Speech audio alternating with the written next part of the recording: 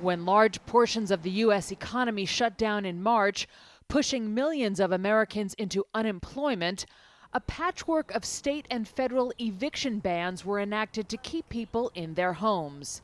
Now those protections are vanishing, and some fear another crisis will follow. 25-year-old P. Nunez, who lost her job at a marketing agency, says it is impossible for her and her two roommates to pay the $3,200 a month rent on the home they share near downtown Los Angeles. Financially, the pandemic has affected me because even though I'm receiving unemployment, it's still not the same amount that I was before.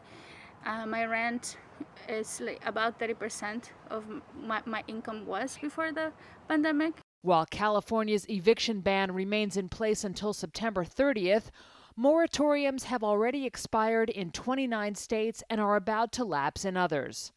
As many as 28 million people could be evicted in the coming months, according to Princeton University's Eviction Lab, a national research center on evictions. That's nearly triple the estimated 10 million Americans who lost their homes during the years after the 2008 mortgage crisis. Public health and housing experts say such a massive displacement of renters would be unprecedented in modern history. In addition to the hardship that comes with losing one's home, some fear evictions could advance the public health crisis as the newly homeless are forced into shelters or tight quarters with relatives, increasing the risk of spread of COVID-19. Landlords say the pandemic is a crisis for them as well. The CEO of the National Apartment Association told Reuters eviction is always a last resort, but, quote, the rental housing industry alone cannot bear the financial burden of the pandemic. He said nearly half of the country's landlords are mom and pop operators who have invested in rental property for retirement income.